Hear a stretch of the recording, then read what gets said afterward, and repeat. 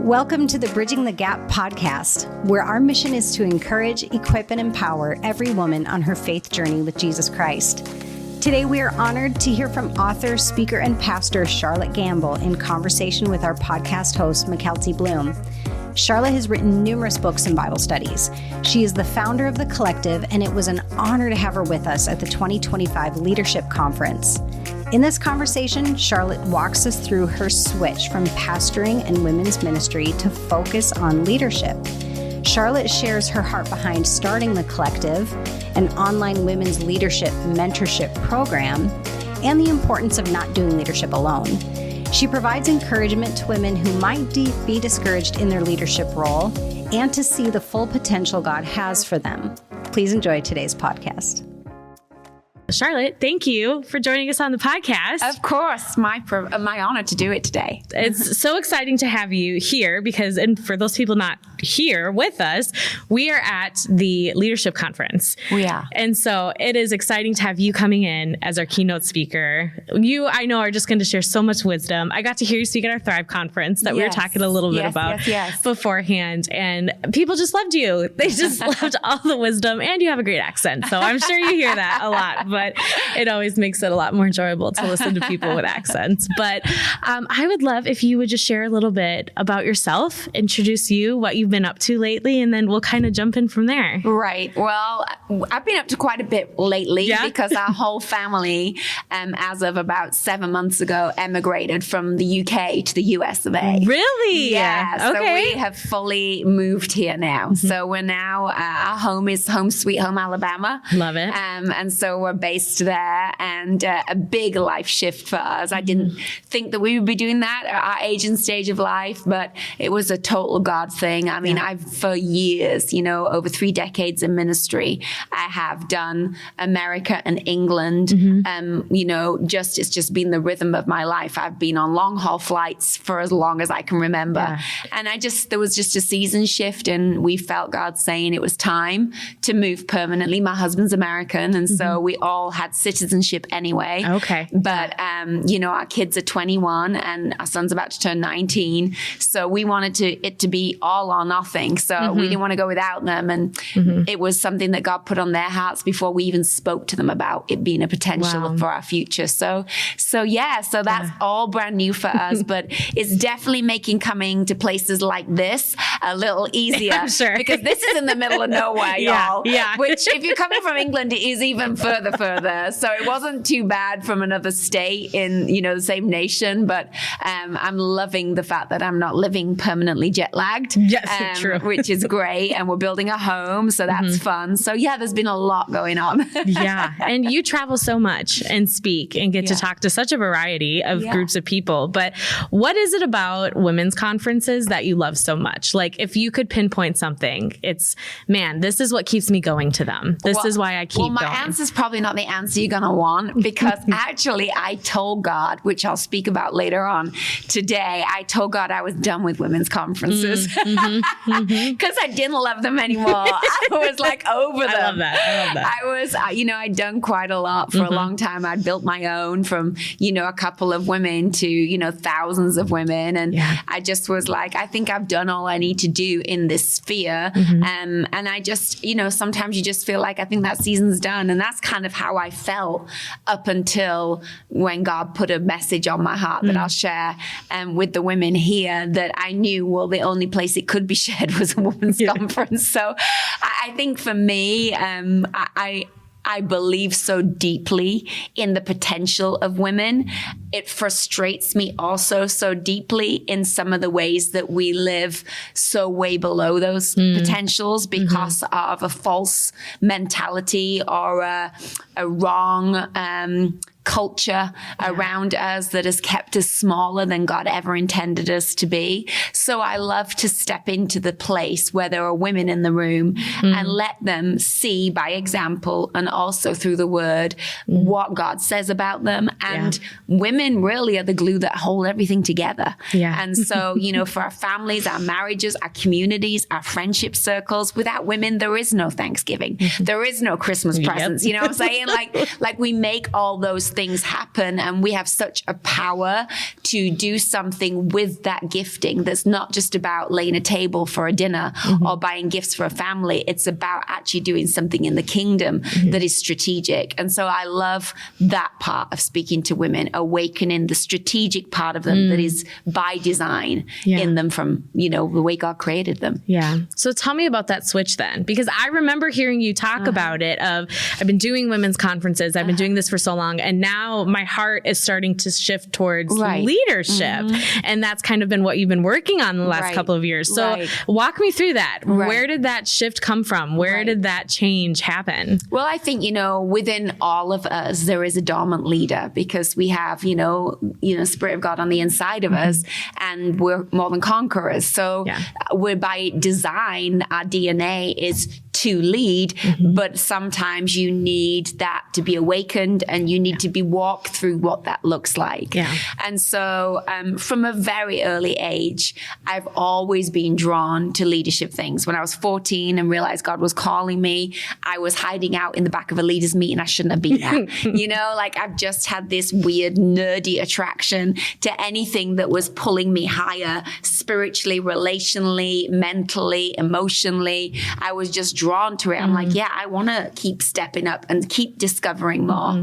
So I think that has been in me from a very early age. And I think I've just got more strategic in what do I do with that? How do I help others bring their leadership to another level? How do I make that what I believe is a gift on my life be a gift into other people's lives? And you can do so much at a conference, but then those people go home, and you can only speak on one subject for, a certain amount of minutes. And so your time is too short to unpack a lot of concepts. So I began to develop different platforms through which I could help women tap into that leadership that's in them. Yeah, that's good. I really like that piece of, a conference, there's only so much. Right. But what can we do to make this a long mentorship, a long way to support them in their leadership and their growth and the seasons when they're discouraged about things aren't going the way they thought it would be. And you've created something beautiful, a program, the Collective. Am I saying that correct? Yes. Good. And I would just love for you to share a little bit I looked at your website and I just have to say it was beautiful, by the way. Like the design was absolutely gorgeous. Thank you. That's Caitlin. Well, great job, Caitlin. A+. This episode of the BTG podcast is sponsored by Greenvine Coaching. Greenvine Coaching was founded by Purpose Coach and author Tanya Prince. As a coach, Tanya helps people rediscover their unique identity and God-given purpose to thrive in their lives and careers. Her book, Designed for Purpose, is available everywhere books are sold. We were honored to have Tanya as a guest on the BTG podcast in February. If you haven't already, you can go back and listen to episode 89, Designed for Purpose. Learn more about Greenvine Coaching at greenvinecoaching.com and follow Greenvine Coaching on social media for inspiration and encouragement. That's greenvinecoaching.com. I would love for you to share, what is the Collective? How did that come to be? And how, just tell us a little bit about that. So I really did sense that God was shifting me to focus. It talks about the parable of the talents. It talks about how the master gave according to people's ability. And I think a lot of times we spend our life giving our availability, but not our ability. So we're doing a lot of stuff, but we're kind of average at a lot of stuff. And actually we don't give account for our availability. We give account for the ability. And the master was angry with the one who had obviously been doing something in that time, but he had not been doing anything with what he'd been entrusted. And so for me, I just felt God challenge the fact that I was doing a lot of things, but I had this ability to shape leaders that I was not giving the right amount of time and investment to. So I literally, I'm a kind of an all or nothing girl. So I literally went from a full-time job, senior pastoring with my husband, to telling my husband, I resign. I'm not going to be doing this job anymore. I'm supposed to do something else in this season. And he was a little shocked, and I didn't even know what the next thing looked like. And so I went to my office and I sat down, and honestly, for days I was in there, and just reams of material began to be written. Stuff I'd never preached before, stuff that I had never thought about talking about.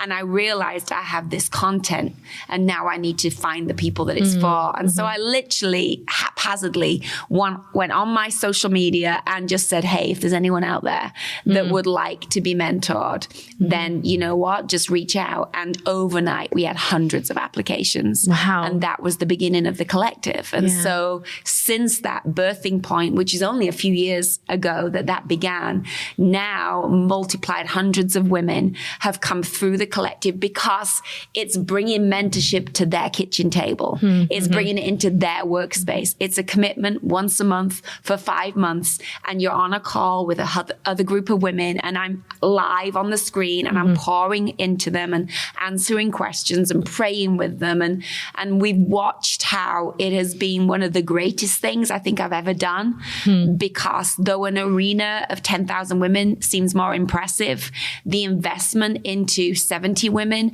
that are attached to thousands and thousands of women, which keeps them in the longevity of doing the job of leading others, is far greater harvest for the kingdom than a one-time great weekend away. You know what I'm saying? So I've so loved seeing, now we have a collective that happens. We also have collective cohorts, which are people that go on to stay in mentorship. We have the retreat that we do and getaway that we do. I wrote curriculum for SEU University to train students that got accredited. So I've just switched my mindset from doing things that are a one-off to things that can have an ongoing legacy impact. Oh, that's good. That's good. And how much it's boomed, because clearly people have been needing that, and just craving it, and just needing that cohort of people to walk alongside with them. And there was something on your website too that caught my eye right away. And it said, leadership doesn't have to be lonely. And I just would love for you to share how that goes into what we're talking about here and this group of ladies and the heart behind the collective. Right. I think for all of the women, when they come in the collective, first of all, I'm not preaching. I'm sat chatting like this. So the format is like, hey, just everyone relax, leave your title at the door. We're all just here. Like, I'm sat, sometimes I got my pajama bottoms on and a smart shirt, and I tell them that. I'm like, I need you all to chill. Like, don't, come with your greatest sermon or your great, like, we're here to learn together. And I think putting them in a relaxed environment and then pouring into those that always pour into others. And so many of those women are surrounded by people, but they're lonely. Who do you talk to when you're the senior leader about things that you're having to deal with? Who can you share with about your marriage or your family when you're helping other people with their marriage and their family? Who can you really trust when you've already brought people into your circle that have betrayed you and now you're wounded from that? It's just a common narrative that so many women bring into that space. And so for me, it was like, okay, let's create an environment where, this is going to be as good as you decide, right? You're going to enter the collective on your own, but you don't have to leave on your own. And honestly, I have watched women on a screen, one in America, one in England, one in Canada, one over here in some other part of the world. And we've said, look, you're going to have a session together, but here's a platform we're creating for you after the session to communicate, pray together, reach out to one another, hang together. And lifelong friendships have literally been birthed out of that. Sandy, my assistant, was on the collective. Others in our team were on the collective, because it built something beyond a conversation. It built a community. And I think the fact that I have been in the shoes of many of these women, I have been a pastor and I've been a leader and I've been a mom and I'm a wife, and I've seen all the different aspects. I think people feel seen and they feel heard, and instantly that makes you not feel lonely. Yeah, absolutely. And I think that's a great point, that leaders can often feel so lonely. You know, as you're talking, I'm thinking about that. Like, you're right. Like, if you're up here in your leadership and your senior leadership position, it's so hard sometimes to find people that are relating and how important community is. And that's why we love doing the leadership conference and love doing events like this, to just bring these women together and say, you're not alone. We're all walking hand in hand together, empowering each other, equipping each other forward. And that can just bring such an uplifting encouragement to people. And, you know, we floated the words leadership and mentorship around. And how would you describe them as being different or similar? Because I think sometimes they can float in the same category, right? People, leadership, mentorship, and all that. How are they different? Well, I mean, we can all think of great leaders that we would say, I love their leadership style. I love the book that they wrote. You know, I appreciate what they bring, whether that's in business or in politics or in an area of our community. We're admiring their leadership, but mentorship is not admiring them from afar. Mentorship is getting to be on an inside circle with them, where actually they're speaking to you, not from a platform and a microphone, but actually speaking into aspects of your life that are much more pivotal to your change and your growth and your design. So, you know, I can learn from a leader that I observe from afar, but when I get in a conversation like this, the conversation is now not just somebody that's leading, but now it's somebody that's investing in my mentorship. That's why with the collective, you know, I say, I don't want to give you my best sermons. You can go get that on YouTube. That's not what the collective is. I want to talk to you about the things that I may never speak about from a platform, but these are the concepts that I know you need help in the seasons of your life. I talk to them about, you know, losing your identity, you know, because you're in ministry or you're in business and now your title becomes what people see you as. And that's not who you are. You're way more than that. But we lose touch with all of that. And a mentor cares about those aspects. I think there's a level of mentorship that you can have that brings such a richness to your life. But I think a lot of people can say, well, I'm mentored by that person. I'm like, yeah, but if that is from afar and from a distance, there's only so far that can go, right? Somebody has to get beyond the layers in your life and speak into them. So I think, you know, Jesus was a leader in his community to a lot of people, but he was a mentor to the disciples, right? There was an access level that the disciples had that the other people didn't have. So Jesus's leadership was something even the religious leaders were like, we admire your leadership, but we don't really want to follow anything you're saying. Even the, you know, the sinners were like, we admire the fact that this guy has an authority. But then there was a level beyond that of the 12 and the 70 and all those that said they wanted to be disciples of Jesus that stepped into a different level of mentorship. What would you say to somebody who is just really nervous about finding a mentor? Like, they're just like, I don't know. Like, I'm just scared to ask. I'm scared to step into that. What kind of mentor do I need? And what areas? What would you say to encourage them?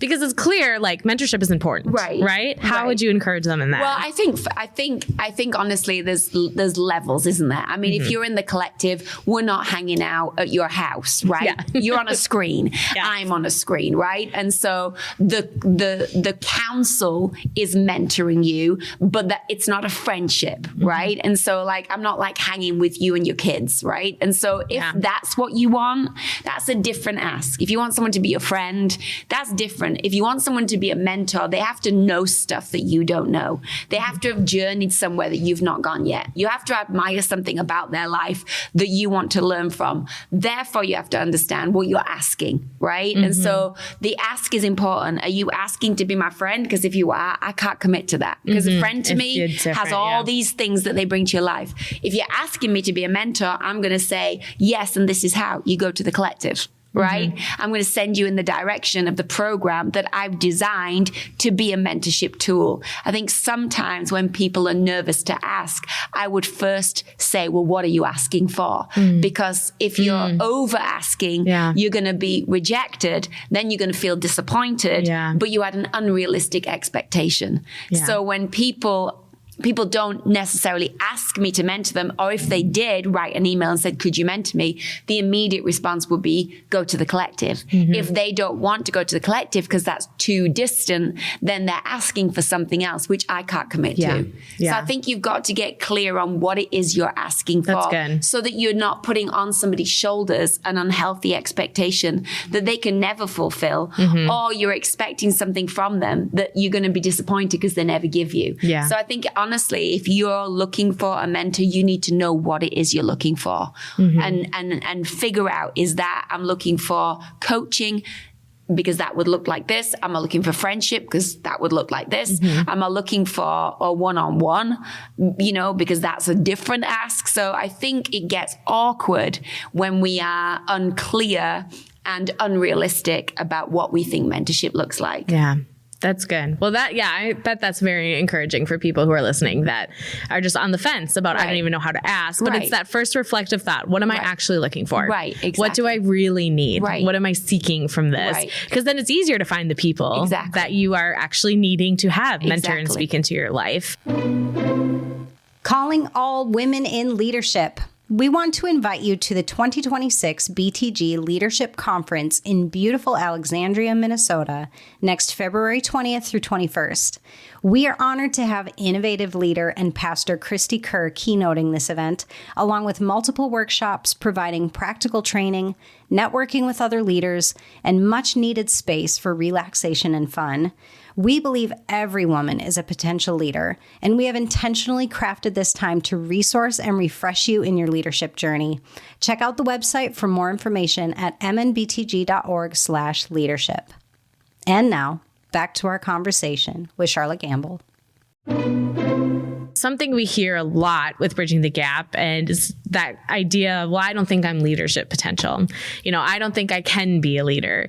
So I would love to hear from you do you believe that every woman has the potential to be a leader? And then kind of the second question to that is, has this been something that you've ever struggled with or doubted in yourself about, am I even a leader? And what am I doing here? Or any insecurities that have ever come up with that? I think all of us are on the planet to make a difference. So kind of by definition, if you're going to make a difference, then you're leading in some area. Whether it's that you're leading in your home and you're helping your children and you're bringing them to the next level, that's leadership. Whether it's that you're in your community doing that, whether that's in education, whether that's in an area of influence that you have in a church setting. I think all of that is bringing people to another level, right? So we all have that. What you do with that, and whether you become someone that grows that to an area where your leadership influence keeps extending, I think that's the personal difference between one person in leadership and another. So somebody leading right now, their 2-year-old and their 5-year-old, they're leading. But someone leading, 50 other people's 2-year-olds and 5-year-olds have taken that skill and brought it to another level. And I think, he gave according to their ability. I go back to that verse. Some he gave 5, some he gave 4, some he gave 2. So I don't think everybody has to be the next Craig Rochelle, or everybody has to be Joyce Meyer. That's not everybody's calling. I think everybody has to steward the talent, the ability that God gave them. And if it's 2, make double on the return. If it's 3, make double on the investment. If it's 1, make double on the investment. Every single one of those people that turned the talent into something that was doubled, they all got the same reward. The one that did 5 and got 5 more didn't get more than the one that did 2 and got 2 more. They all got the same reward, because God's not measuring us in a comparison way. He's actually just looking to us to do what we can do the best with what he gave us. So I think, yes, we all have a gift of leading. And then what that gift is and the range of that gift, I think comes down to us leaning into that God deposit, fanning into flame the gift within us, and allowing that to guide the next step. Did I ever feel like an imposter in that world? Or did I ever feel insecure? 1,000%. We all go through that. Yeah. It's like Gideon. I'm the weakest of the weakest of the weak. You know, it's Saul hiding behind the baggage. You know, it's all of it. But you just realize, like Gideon, go in the strength you have. Yeah. Begin there. And I think for me, I've just taken a step, and then I've watched God grace that step, and then I've taken the next step. And, you know, that's the key. You follow what the grace is on. I never planned to do this. I didn't have a game plan of being a communicator or a leader that would speak to all these people. I never had a plan. And I think that's another good thing. I think if you're working harder at it than God has graced you to do it, then you're in your own strength. You're not in his. And then it becomes a labor that you're responsible for rather than a stewardship that God's blessing. Yeah. So I think we've got to pay attention to all of those things. Yeah. That's good. Yeah. That's really good. Well, I just feel like I got my own private mentorship session for you. You should totally do the collective. You would so love it. The next batch starts in August. Okay, so, August. Yeah. Yes. How do people get involved in the collective? Yeah. Like, how can they sign up? So there's several things they could do. The collective is like mentorship. So it's a lot more, you know, investment. You financially make an investment. Time-wise, you make an investment. I would recommend that for anyone that's in a leadership role that feels like they want to be helped to the next level. They just go to Charlotte Gambill Ministries. It's online, my website. Just go to charlottegambill.com, find that. It's all on there under collective. Others, they might be like, I just want somebody to invest in me, help me in the word. We do something called 12. It's literally once a month. It'll land in your inbox, and it's me teaching you something from the word of God. Just a simple way to partner and to have someone speak over you. We have Bible studies that you could actually take and lead with a group of your friends. So we have lots of different levels that people can jump on board. I would just say, if you feel like you want to grow into this next level, do something, you know, just do something, start somewhere. And if it's not my voice, I will not be offended, but find a voice, find a voice that when they speak, what is in you kicks, just like Mary and Elizabeth. When that person speaks, something inside me goes, I want to hear more of that. Something inside me comes alive when I'm around that. Whatever that is for you, whether it's somebody's podcast, whether it's somebody's books, find out what you can do to get more out of that place, and don't expect them to be your best friend. Just get out the gold from them in whatever way they're able to extend it to you. If that's a collective or if that's somebody's group study, just do something. I think sometimes we complain a lot about there not being things available, but the truth is we're lazy, and sometimes we're a little tight with our finances, and we want it all for free. And I think it was expensive to be a disciple of Jesus. It was very costly. To the point of persecution, to the point of it costs people their lives, to the point of, you know, not knowing where you're going to sleep or what you're going to eat. It was a full-on commitment. And I think in our modern social media, access to everything world, we have become picky and choosy about things, and a little demanding and a little diva-ish. And I think we just have to get back to, I am hungry to be fed. And if this is something I believe is going to make me better, it is worth the investment of my time. And it's worth the investment of my finances, and I'm going to grow me. It is my responsibility to grow me. It is your responsibility to grow you. And we can't complain about the lack of growth if we sat at home saying, nobody helped me. Help yourself. Yeah. And then to what you said too, just be mindful of you're at different levels. Right. Everyone is at different levels. So don't be intimidated or don't fall into comparison about, well, she's at this level and I'm not there. Or, you know, all of that. It's just accepting and being excited about the level you're at. And I love that you said you just take the next step and he just gives you grace for where you're at. And I just think that's a beautiful visual representative of what we do. We just keep taking those steps and just keep opening those doors. And it's just perfect. So, well, this was truly a huge treat. Thank you so much for being on the podcast and just being here. I can't wait to hear everything else that you have to share. But any final words of encouragement for people? We'll make sure to link all of your website and all of those good things and resources so people can easily click and find it and get involved and sign up. But just any final pieces of encouragement before we wrap up? Yeah, I think for everyone that's listening, I think, you know, sometimes we can think that someone's living living a perfect life or a life that is immune from problems. Let me tell you, we all are having to deal with stuff on multiple levels. In fact, the more you step out, the more you're a target for the enemy. Yep. And so I just think I would say to any that are feeling right now, well, I don't know if I'll ever get through this, or I don't know if I'll ever be the other side of this.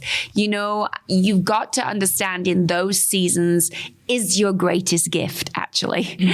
Because some of the best seasons of my life have been some of the hardest seasons of my life. It didn't feel like it in the moment, but because I applied myself and because I surrendered my own struggle to God and because I was willing to be a learner in the wait, God was able to grow something in me even in that dark place. You know, sometimes things grow in the dark. They do. And sometimes you need that place for things to develop. You know, if you go and try and develop an old school photograph, you have to take a negative into a dark room, literally. And in that dark room begins to develop an image that is beautiful, that was captured on some camera somewhere, and it becomes something that you potentially frame and hang on your wall.